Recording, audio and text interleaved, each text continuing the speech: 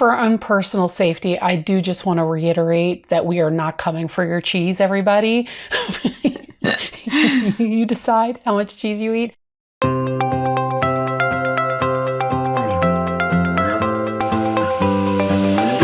Welcome back to another episode of the Fasting Method Podcast. This is Coach Terri, and I am joined by the amazing Coach Heather Sugar. Heather, how are you doing today? You know, ironic you say that. I am doing amazing. Thanks, Terri. How are you? I am not surprised by that. I'm doing very well. So Heather, last month when we got together to record, it was back to school time. All the excitement, getting your new notebooks and pens and getting organized and getting started. I was busy doing my bulletin boards and everything. And things started going well for a lot of people. You know, weight loss started happening, body starts changing. They can't believe how well they can do this fasting thing. And suddenly we're in October. What are the things that you are hearing about moving through that reset and now kind of hitting the drudgery of continuing on? Well, like we talked about last time, one of the issues that come into play is a fresh start happens and then we start to peter out. Notoriously, the year starts strong for most people and then Quitter's Day comes.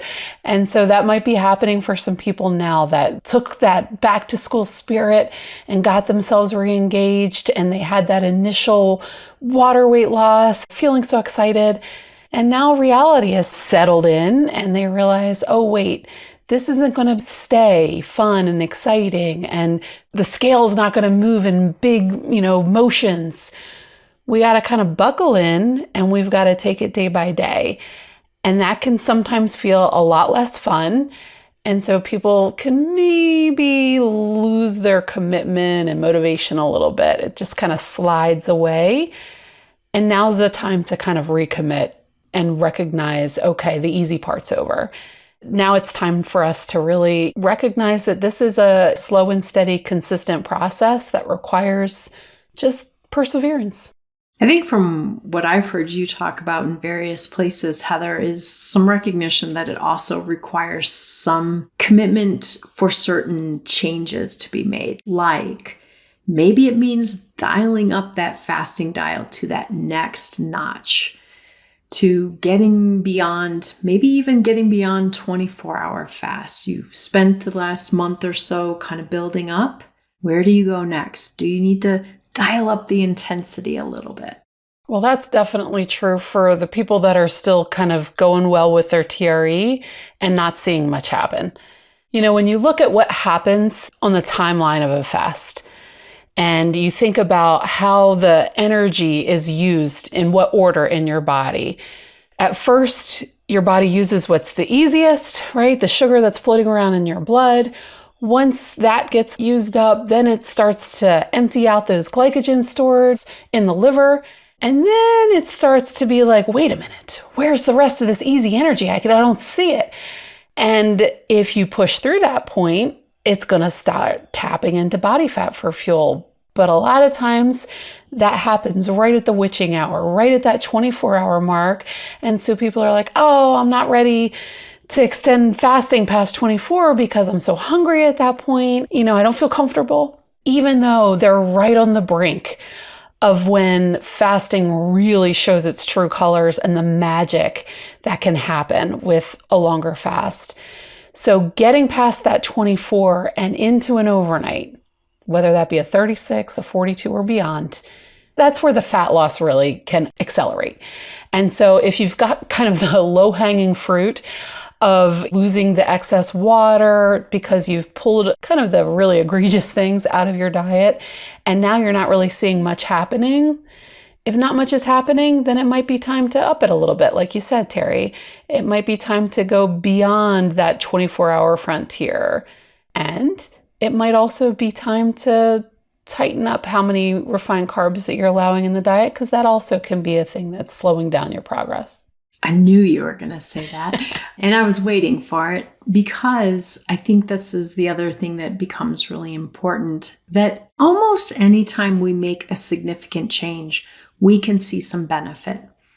I joke sometimes, but you or I could go on a potato-only diet, and at first, we would lose weight.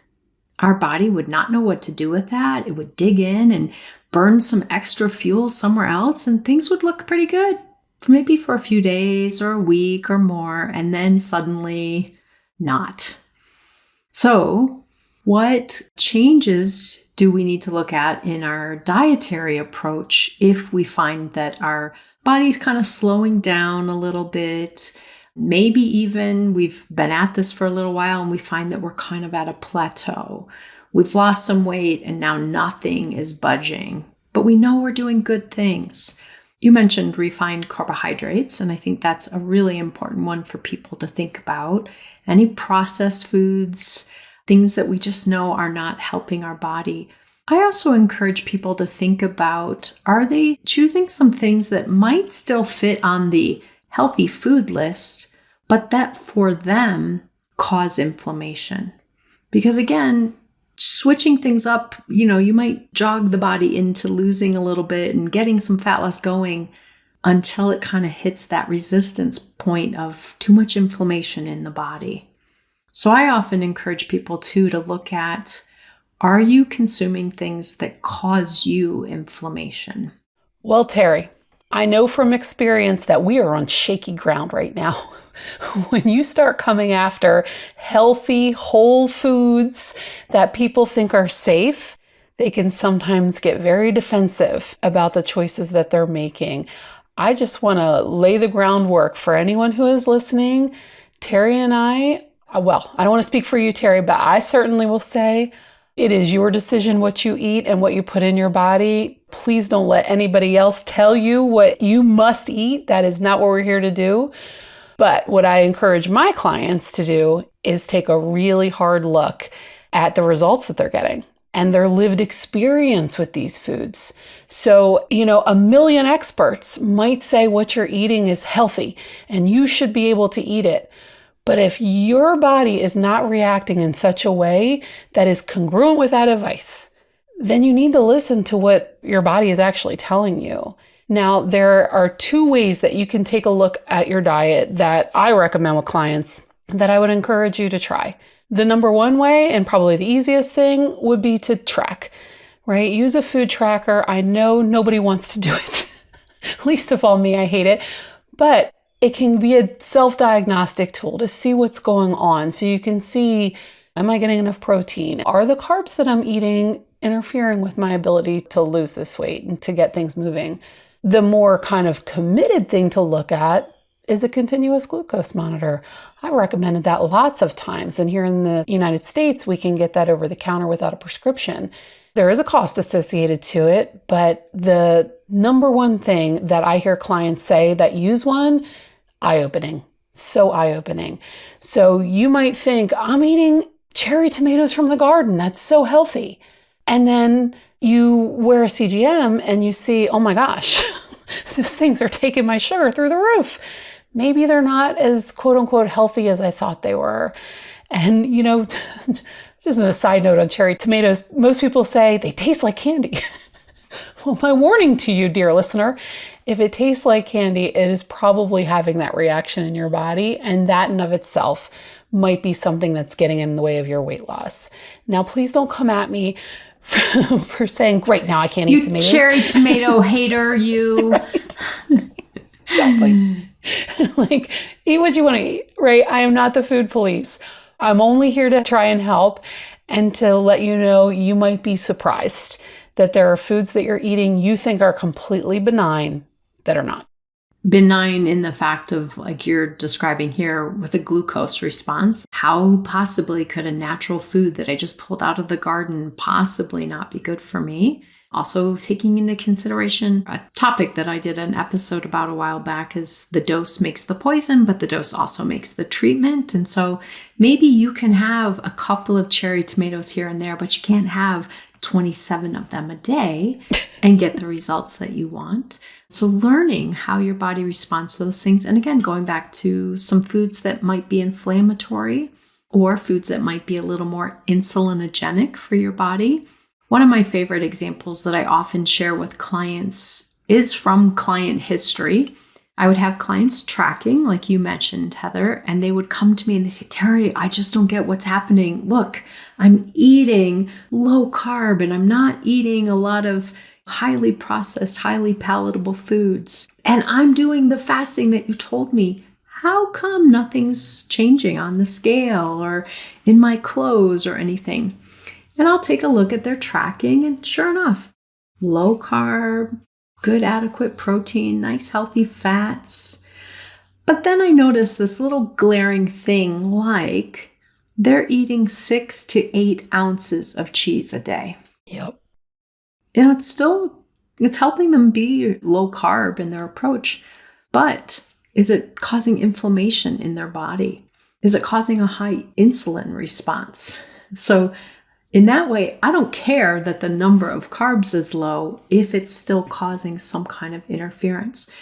So at the risk of being excommunicated as their coach, I suggest decreasing the amount of dairy. Now, it might mean for some that they need to cut it completely, but for some, I just say, well, let's see, could you bring that down to less than 2 ounces a day instead of the 6 or 8 that they had been doing? Lo and behold, 2 weeks later, they come back to a coaching meeting and they are down 8 pounds. Even though they're still eating the same foods, they're using a different dose of that particular food and their body responds well to it. So sometimes people, I think, only hear us as saying, get rid of it, you can't have that. And that's not what either of us, I think, are saying. Sometimes it really is just looking at how often can my body handle managing this food? Or to what degree, how much of it is safe for my body? And at what point is my body no longer capable of managing the insulin response or the inflammation response of this food? Yeah, and for our own personal safety, I do just want to reiterate that we are not coming for your cheese, everybody. You decide how much cheese you eat. But that is so true. When it comes to cheese and nuts, I know how hard it can feel to be told you need to limit those too, because so many of us, especially those of us who struggled with our blood sugar, we very obviously liked a whole lot of high carb foods, and that's what got us into the mess. And so part of what we had to do in the process of going low carb was give up a whole lot of foods that we really like, or strongly diminish how much we were eating. Dose makes the poison, to be sure. And so here we've given up all of this stuff, and now we've clung to cheese and nuts to be that kind of dopamine-inducing slot machine bells and whistles reward food that we're craving. And now here's Coach Terri and Coach Heather coming after those too. What are we left with? It can be really hard. It can really feel like, oh my God, do you guys not want me to be happy? Yes, we do want you to be happy, and we want you to be healthy. And unfortunately, it just so happens that most of the foods that taste like more, we tend to overeat, and they tend to give us problems when it comes to our overall health and well-being. That just seems to just matches up for some reason. So many of the truly healthy foods are self-limiting. We don't tend to overdo a stack of pork chops or steaks or salmon or sardines or what have you. I'm sure there are other foods that aren't meats, but point being, some foods are self-limiting, they're satisfying, their nutrition, we're done, it's great. And some foods call from the living room, right? We think about them, we obsess over them. And that's usually a sign that those are probably something we might want to take a break from.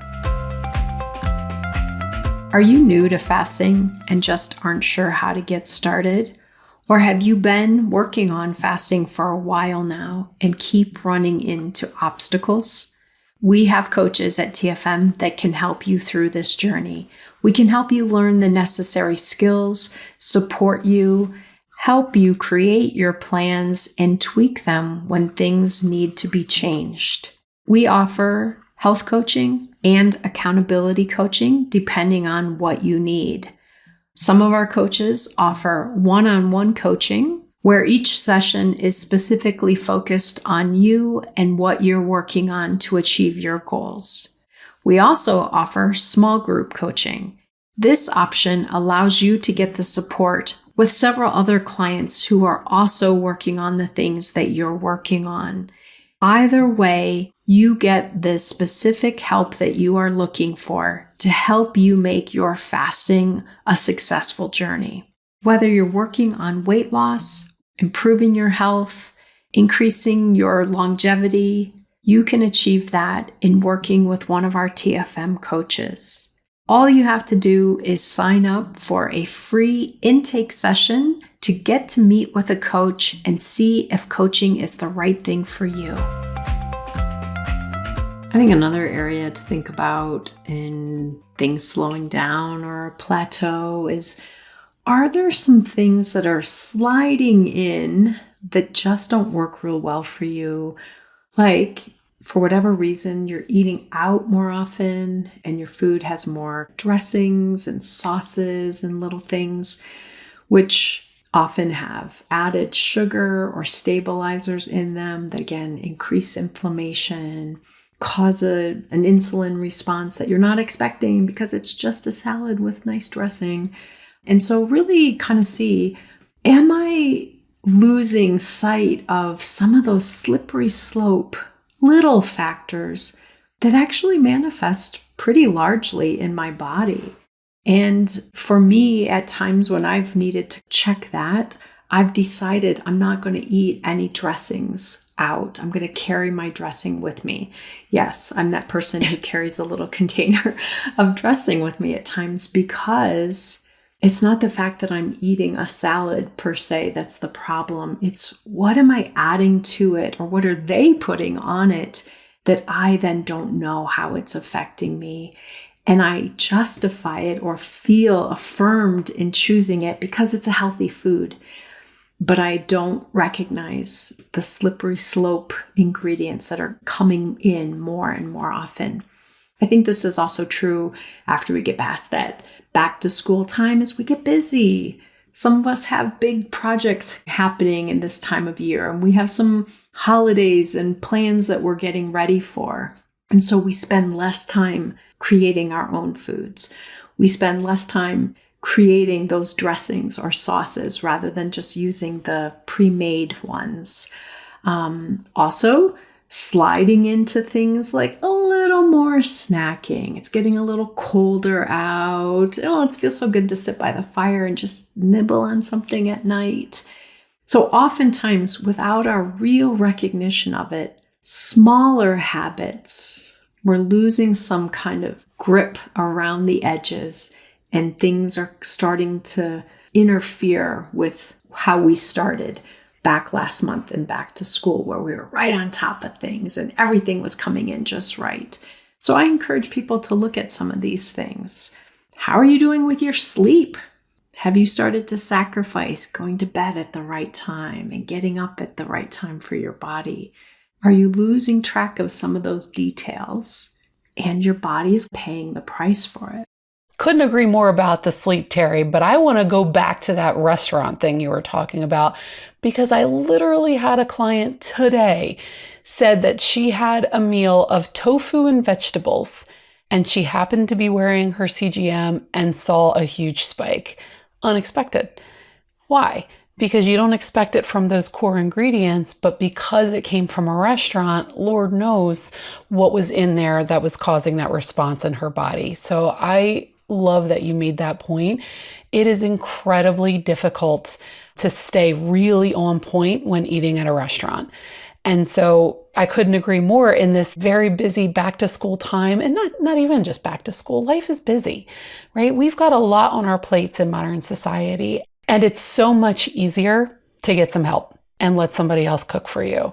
When you come home from the end of the day and you don't really have anything left to give, you just want food in front of you and you don't have to deal with it. So even if you're making the right choices, you're still probably taking a little bit of hit on what's going into your body. I like to say there are two big things that get in the way of weight loss. Number one is poor stress management, and number two is lack of planning. And so we need to really do both of those things. We need to have a plan. So if you're looking on the horizon of your week and you can see there is a lot going on, then you probably need to be proactive to make sure that you have healthy foods in your house, maybe even easier ones, so that you are not coming home to meat in the freezer and no ideas on what to cook and an app on your phone. Also, I'm a huge proponent of stress management so as to not get you to the point where you don't care about your goals anymore because you're overwhelmed. So that's why I really like to talk to clients about having something like a regular walking routine, a regular meditation routine, so that you do have more capacity to make these tough choices of dietary changes that are required for sustained weight loss. Absolutely.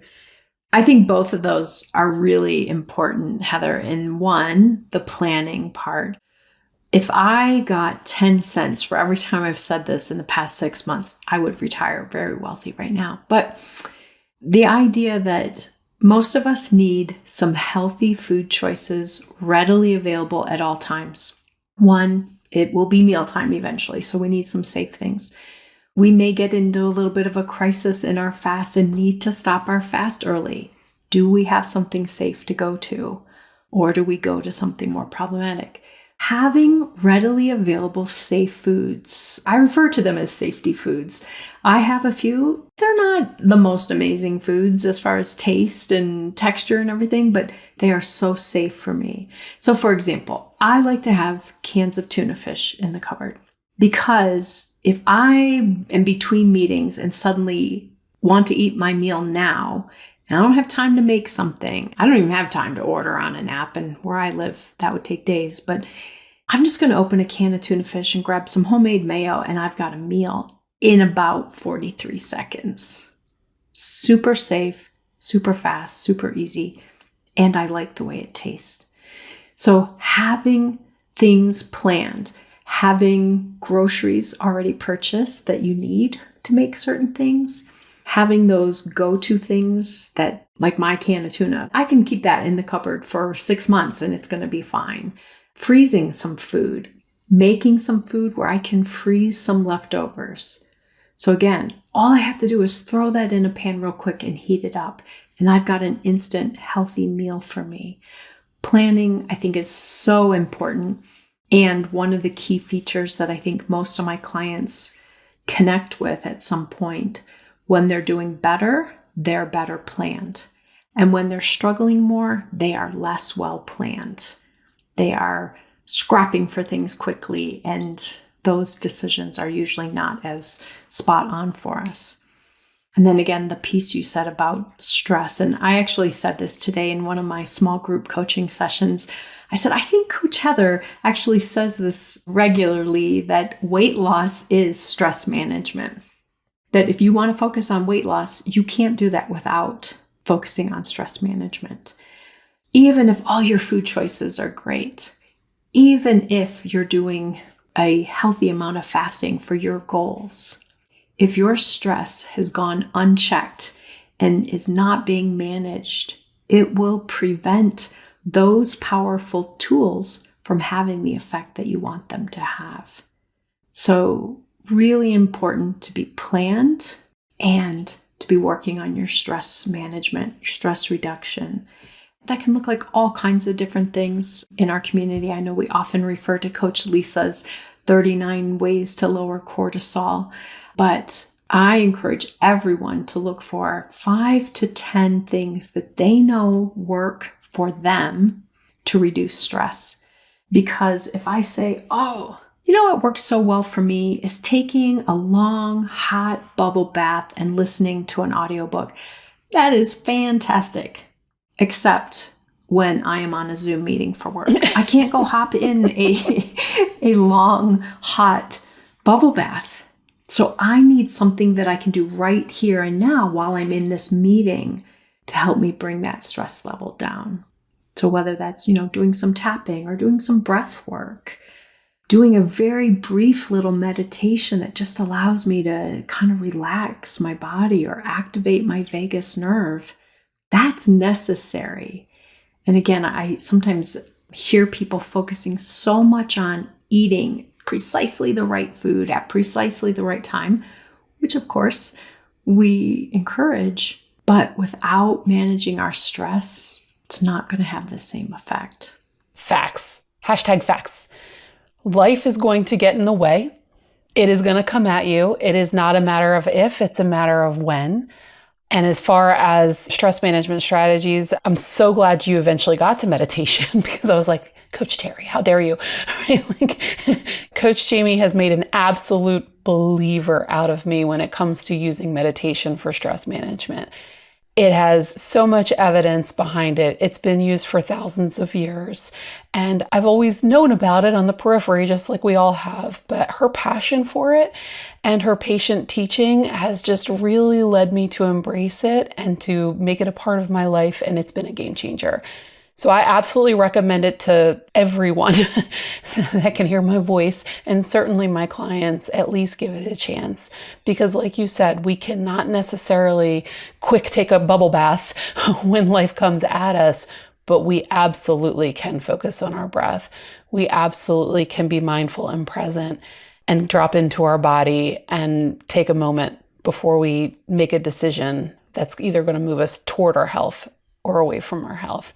So thank you for bringing that up. I absolutely do say all the time, stress management is weight management, because so often people fixate and focus on, like you said, eating the right things, doing the perfect protocol. But if life gets in the way and you don't have the capacity to do any of those things, does it matter? Does it matter what your perfect macros are if you're hitting a drive-through stressed out? No. The only way it matters that you know what all of the best things to do is if you have the bandwidth to do them. And you're not going to if you're underwater. So the stress management piece is a non-negotiable. Also, regarding having a safety food, I absolutely have one too. I'm an egg scrambler.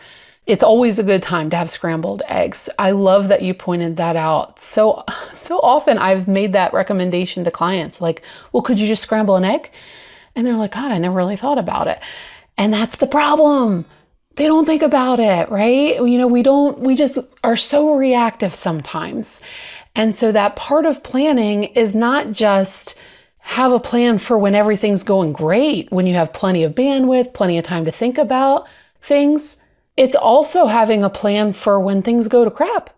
So if you know, okay, if things go to crap, I've got chomps in my purse, I've got eggs in the refrigerator to eat, and I can take a walk in the woods. And if not, I can do some deep breathing. There's your emergency plan. And so, like you said, different people have different ways of managing their stress. Make sure you have that kit put together, ready to go. You don't want to wait and have a first aid kit when somebody's bleeding. You want that to be ready ahead of time. And I think another piece that's so important with that is the more proactive we are with safety plans and with doing things that bring us calm, peace, joy, the less we need to lean into the problematic things. Now, some of you have recently listened maybe to an episode of mine where I talked about that, but I can't emphasize it enough. When I ask people to really identify, where does your food plan fall apart? It's when they are stressed. It's when they are tense. It's when difficult things are happening. It's when they're emotionally charged. It's when they're tired. But if I am putting more moments of calm and peace and joy in my life, I have fewer reasons to have to resort to problematic food behaviors to bring me those things. So those things that cause, or those things that are stress management, I get to choose the healthier versions by doing them proactively, like you're saying, Heather, rather than reactively. And let's face it, once we're already kind of feeling like we're mentally in crisis, it's really hard to figure out what's the good, healthy thing I should do right now. Do more of the good, healthy things proactively. Be really well practiced at them so that when you most need them, you've got them, but also because they're doing the preemptive work. I don't need to go to bad foods for me if I've already resolved the tension in my body or prevented that tension from even building. Terri, this is what I have learned from being a coach. I thought in the beginning it was all about me teaching people about low carb, about fasting. Even though my lived experience was one that I really needed to fix a whole lot of things in my life in order for me to have the capacity to eat low carb and fast. Now, as a coach, I maybe didn't have that insight locked in. And so I was like, okay, they just need to know you got to eat low carb and you got to fast. No. They were all just as smart as me this whole time. It's like not like my clients were living under rocks. They knew this stuff too. They were struggling with the same things I was struggling with. And what you were talking about right now is that we try to isolate weight loss as if we are eating and fasting in a vacuum. And like, oh my God, why can't I do these hard things? Girl, take a step back. Look at your forest, not just this one tree. I was speaking with a client today with young children, right? One of them's 3.5 years old and just learned how to climb out of his crib. So they're not getting any sleep, right? She's got stuff going on at work. I have another client that has this whole remodeling thing in her house. It's chaos, and that made her food go off track. And we start to realize you can't make these changes without addressing the whole picture. You are a human person. You are a creature that is within the context of your life. And if it is chaos, the chances that you're going to make perfect, healthy choices with your food and your fasting are really low.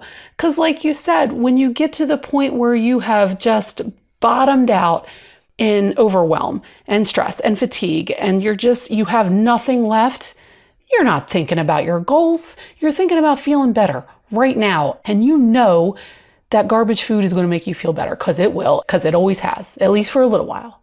So if you don't want that to be your continued pattern, you must take a step back and take a look and be like, I keep getting there. Every night I get there. Whether it's my job, whether it's in a relationship that isn't working, whether it's these kids, whatever the case may be, if that's your pattern, then that needs to be addressed before you're likely to have the capacity to do this hard work of habit change that's going to give you the weight loss transformation that you're looking for. Amen, sister. I couldn't have said that better. I love that. And I think you can all tell as you're listening that Heather and I are pretty biased. And I think all of the coaches are. Megan is, we really look at this is about a lifestyle. Obviously, we focus on two of the levers a lot, what you're eating and how often you're eating or not eating. But without the focus on these other life factors, those levers won't do enough work. They can't. They're hindered from doing enough work. So I hope that this episode has really kind of lit that up for us again, that there's a bigger picture here that we're all working on. And if we want to truly transform, we can't only focus on food and fasting.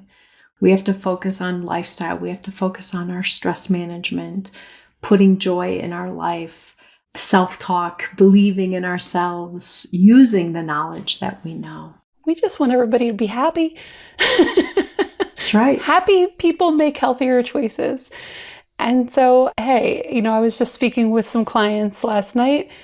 When it comes to weight loss, because it's not enough to focus on these things, we need to take that broader view. We need to focus on overall well-being. What do you got to lose, friend? Right? Okay, so maybe focusing on your well-being doesn't do as much for your weight loss as you had hoped, but you just felt better, right? Like, isn't that still something? Isn't that worth it? What if all that happens is my stress goes down, but I don't lose as much weight? Well, aren't you still better off? Just saying. And I really believe, and it's one of those things sometimes people can't trust until they experience it.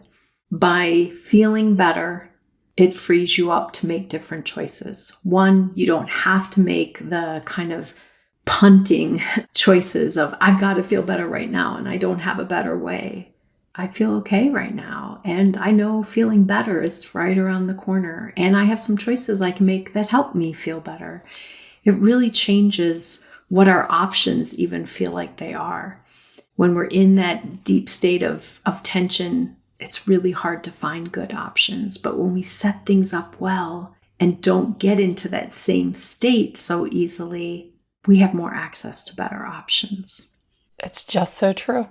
It is. I have seen it in clients, people that kind of cling to some of those foods that are problematic. I am trying to get rid of the phrase comfort foods because I recently had a client that said that she ate comfort foods, and of course they made her feel worse. It's like, those are not comfort foods. Those are uncomfortable foods. Those are discomfort foods. But we know that when we're in a good place, we're more likely to stay on track. And so I don't know how else to say it. I completely agree, Terri. This process seems on the surface level as if it's all about, how many carbs are in this or how many days a week that fasting and what fasting aids should I use. It really is more about, I want to be a healthy person that makes healthy choices. And that involves a whole lot more than our nutrition. And so I think that the people that are successful in this journey are looking at that bigger picture. You just reminded me of a saying. I actually had to look it up because I'm like, I don't want to say this wrong, but an ounce of prevention is worth a pound of cure. And I know so many of us are at a place in our journey where we're working on a lot of pounds of cure. But in this process, if we can keep focusing on building in more of the prevention from future need of cure, I think that's really a powerful way to look at this. Absolutely. In my nurse training, part of the nursing model is health promotion and preventing disease. So I actually had a whole class in my bachelor's program about going upstream. These are the consequences. This is the illness. Well, what preceded this? How did we get here? And so what you and I are really talking about today is taking a look there, right? So, okay, it's 8:00 at night. We're in front of the TV. We're stressed out. We're overwhelmed and we're eating problematic food. That's the problem. But what led to that? Can we pull back the camera and see the chain of events that led to that situation and see if we can't do things differently next time? Absolutely. Well, Heather, once again, I feel like you and I could talk about this for hours and hours, but we do need to let these people go so they can go implement all of these things that we've been talking about. So thank you for being here and having this conversation with me again. And thank you to everyone for listening. I hope that you will try and pull at least 2 things from this episode, 2 little gems that you want to carry in your pocket with you to remind you of the possibilities in this journey that you're on and ways that you can help support yourself. Thanks, Terri. Make good choices, everybody. Until next time, take good care, and we'll be back with another episode.